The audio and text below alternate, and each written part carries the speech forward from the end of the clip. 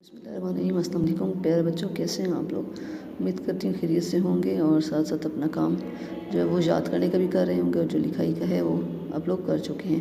तो अब हम लोग सबक है फ़तह मक्का, इसमें हम लोग इसको आधा हम लोग ये सबक पढ़ चुके थे। इसका पस मंज़र के फ़तह मक्का में इसी का पस मंज़र इसमें बयान किया गया था कि फ़तह मक्का कैसे वो उसमें एक हुदैबिया की सूरत में एक मुआहदा तय पाया था जो मुसलमानों और कुछ कुरैशी मक्का के दरमियान था कि वहाँ पे मुसलमान जो हैं दोनों फरीक़े जो है 10 साल तक जंग बंद रखेंगे।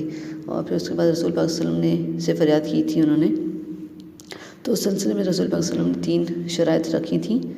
और फिर उसके बाद जब उन्होंने मुआहदा तय हो गया को सुलह हुदैबिया को ख़त्म करने का ऐलान कर दिया, तो उसके बाद उन लोगों की तशवीश में मुब्तला हो गए कि हमारा जो तिजारत का जो रास्ता है वो बंद हो जाएगा। इससे उनको परेशानी वगैरह लाहक हुई। और फिर उसके बाद अबू सुफियान की मदीना में आमद, इसमें कि नबी करीम सल्लल्लाहु अलैहि वसल्लम के पास अबू सुफियान जो है उसने अपने ग़ुलाम के साथ वहाँ पे पहुँचा और उसने मुआहदे की तजदीद की बात वगैरह की। उसको काफ़ी अपने ऊपर परेशानी छाई हुई थी कि अगर ये मुआहदा बहाल ना हुआ तो काफ़ी मतलब मुश्किलात वगैरह का होगा। उसको ज़ाहिर है उसको अपने जितने भी उसने काम किए हुए थे पहले नबी के साथ जंग की थी तो सारे अपने हालात नज़र आ रहे थे। और फिर उसके बाद जो है लश्कर इस्लाम की मक्का जान की तरफ रवानगी, इसके बारे में आप फ़तह मक्का के असबाब इसमें जो है वो बयान हुए हैं कि मुआहदा हुदैबिया जो है ख़त्म होने के बाद एक ख़ास मौका था मुसलमानों पर जिसमें उन्होंने खाना काबा को बुतों से वगैरह से पाक किया। और उसके बाद जो है 10 रमज़ान मुबारक को जो लश्कर है वो मदीना से मक्का की तरफ रवाना हुआ। और हम लोगों की तरह जो है कुल उस मंजिल का इल्म नहीं था, इससे जो लोग जो है वो लश्कर में शामिल होते गए और लश्कर की तादाद जो है 10,000 हो गई। और फिर मुश्किन मक्का की फ़िक्रमंदी, यानी मुसलमानों से फ़िक्रमंद थे कि हमें जो है मुसलमान जो है वो नहीं छोड़ेंगे। और फिर मक्का से बाहर पड़ाव, मुसलमानों का जो काफ़िला था उसने मक्का से बाहर की तरफ वहाँ पे इकट्ठे हुए, सब वहाँ पे उन्होंने पड़ाव डाला। कुरैशी मक्का के जो थे सब लोग, उनको खबर मिली तो काफ़ी परेशान हुए थे। अबू सुफियान तक भी वो बात पहुंची और फिर उसने अपने लश्कर के साथ वो वहाँ पे पहुंचा और फिर मतलब उसने बातचीत वगैरह की। और फिर जो है वहाँ पे रसूल पाक सल्लल्लाहु अलैहि वसल्लम के चचा भी मौजूद थे और उन्होंने उनको अबू सुफियान और उसके साथ जो साथी थे उनको पनाह में लेने का ऐलान कर दिया। इससे वो जो थे उनको एक किस्म की पनाह मिल गई। फिर रसूल पाक सल्लल्लाहु अलैहि वसल्लम ने भी ऐलान कर दिया कि जो अबू सुफियान के घर में पनाह लेगा उसको माफ़ कर दी जाएगा या उसको पनाह मिल जाएगी। फिर हक आया और बातिल नाबूद हो गया। उसी तरह से जो था सिलसिला खाना काबा में जो बुत परस्ती वाला सिलसिला था कि वहाँ पे बुत वगैरह रखे गए थे उसको साफ़ कर दिया गया वहाँ पे। और उसके बाद फिर नबी के वसल्लम जब मतलब ये हुआ सिलसिला, उसके बाद नबी के वसल्लम ये आयत जो थी सूरह बनी इसराइल की तिलावत कर रहे थे कि जाल हक़ वज़हक़ल बातिल इन्नल बातिल काना ज़हूक़ा, कि हक़ आ गया और बातिल नाबूद हो गया, बेशक बातिल नाबूद होने वाला है। जी, इस सारे पैराग्राफ में नबी के वसल्लम का जो तर्ज़ अमल था उसके सिलसिले में वो इस यहाँ पे बयान हुआ है। और आप लोगों ने साथ ही इस जो सबक है उसकी कंप्लीट रीडिंग करेंगे। तो हम लोग इस सबक के जो मुख्तसर सवालात थे वो कर चुके थे और आज हम लोग इसके जो तफसीली जवाबात हैं वो करेंगे। और इस जो पहले आप लोग सवाल नंबर 3 की तरफ देखें, इसमें आप लोगों को ये खाली जगह भी पहले हम लोग कर लेते हैं, शायद 2-3 आप लोगों ने की हों, लेकिन नहीं भी की तो आप देख लें। हक़ आ गया और बातिल नाबूद हो गया, अब यहाँ पे लिखेंगे।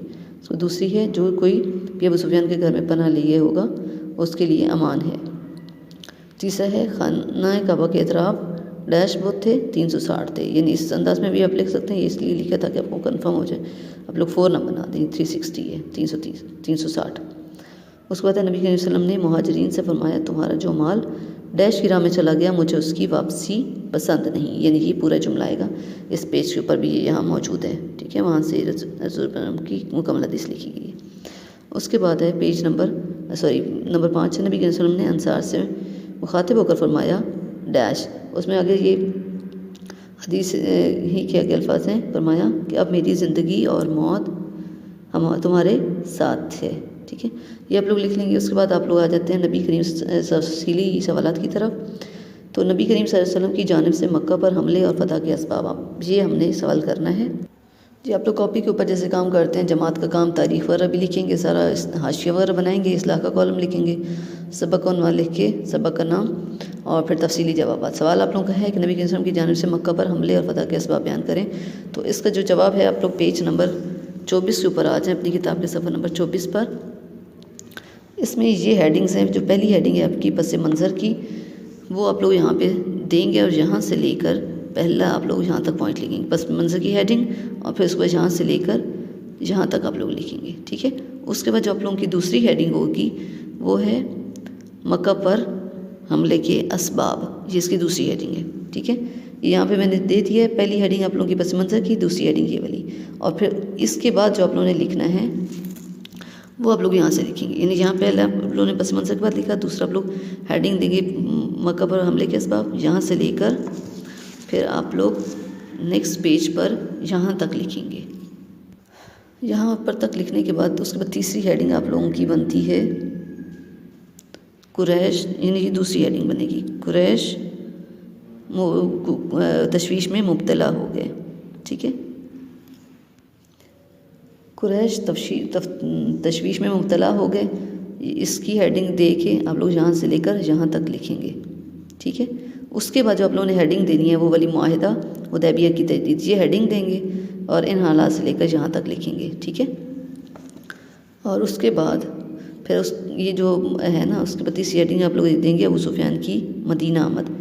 ये हेडिंग देने के बाद ये आप लोग लिखेंगे मक्का पर हमले के असबाब में, उसमें 3 हेडिंग्स आप लोगों की बन जाएंगी, सही है। ये कुरैश मक्का वाली, कुरैश तफशीश में मुब्तला होगी, दूसरी मुआहिदा हुदैबिया की तजदीद, और तीसरी अबू सुफियान की मदीना आमदी। जब ये हेडिंग देंगे तो इसके बाद यहाँ से स्टार्ट कर यहाँ तक उस सवाल को मुकम्मल करेंगे। जो तीसरी हेडिंग आप लोगों ने दी अबू सुफियान की मदीना में आमद, वो जो वहाँ पीछे से स्टार्ट कर यहाँ तक लिखेंगे। उसके बाद आप लोग एक मेन हेडिंग देंगे फ़तह मक्का के असबाब, ठीक है। उसमें आप लोगों की पहली हेडिंग ये बनेगी लश्कर इस्लाम की मक्का की जानिब रवानगी, ऊपर मेन हेडिंग देंगे फ़तह मक्का के असबाब, ये हेडिंग देंगे। उसमें पहली हेडिंग फिर आपकी ये बनेगी लश्कर इस्लाम की मक्का की जानिब रवानगी, वो करके आप लोग फिर उसमें 2 पॉइंट्स लिखें, इसको पॉइंट्स की शक्ल में। पहला पॉइंट आप लोगों का यहाँ से यहाँ तक बन जाएगा, यहाँ से यहाँ तक। उसके बाद आप लोग सेकंड पॉइंट देखें, यहाँ से यहाँ तक लिखेंगे। फिर आप लोगों की फ़तह मक्का के असबाब में एक हेडिंग आप लोगों ने ये दिया, इसमें ये 2 पॉइंट्स लिखे। फिर आप लोग देंगे हेडिंग मक्का से बाहर पढ़ाओ, इसमें आप लोग यहाँ से लेकर और नेक्स्ट पेज पे यहाँ तक लिखेंगे, ठीक है। मक्का से बाहर पढ़ाओ की हेडिंग में यहाँ तक लिखेंगे। यहाँ तक लिखने के बाद फिर आप लोग हेडिंग देंगे रसूलुल्लाह सल्लल्लाहु अलैहि वसल्लम का ऐलान, वो ऐलान क्या था, यहाँ से यहाँ तक लिखेंगे। इस तरह से आपका इस सवाल का जवाब ये कंप्लीट होता है। यहाँ पे दोबारा सुन लें कि पस मंज़र की हेडिंग पहले देंगे आप लोग, और फिर यहाँ से यहाँ तक लिखेंगे, ठीक है। फिर आप लोगों की जो मेन हेडिंग बनेगी वो है मक्के पर हमले के असबाब, ये आप लोग हेडिंग दे के, ठीक है। फिर यहाँ से लेकर लिखना शुरू करेंगे और यहाँ तक लिखेंगे। और उसके बाद आप लोग हेडिंग देंगे मुआहिदा कुरैश मुब्तला तशवीश में मुब्तला हो गई, ये हेडिंग दी आपने, और फिर यहाँ से यहाँ तक लिखा। फिर उसके बाद आपने हेडिंग दी मुआहिदा हुदैबिया की तजदीद, उसके लिए यहाँ से यहाँ तक लिखा।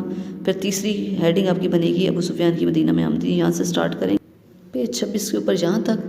फिर फ़तह मक्का के असबाब मेन हेडिंग है, और उसमें पहली हेडिंग बनेगी लश्कर इस्लाम की मक्का की जानिब रवानगी, यहाँ से यहाँ तक पहला पॉइंट, ये दूसरा पॉइंट यहाँ तक। उसके बाद जो दूसरी हेडिंग बनी फ़तह मक्का के असबाब में, वो आपका यहाँ से लेकर मक्का से पढ़ाओ इसकी हेडिंग है, और यहाँ से लेकर आप लोग इस पेज पे यहाँ तक लिखेंगे। फिर उसके बाद जो तीसरी हेडिंग बनी फ़तह मक्का के असबाब के अंडर रसूलुल्लाह का ऐलान, वो यहाँ से लेकर यहाँ तक आप लोग करेंगे।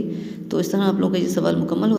आज के लिए आप लोग इसी सवाल को मुकम्मल करेंगे। कॉपी के ऊपर ये आप लोग को हेडिंग्स में मेन दे दी गई हैं, ठीक है।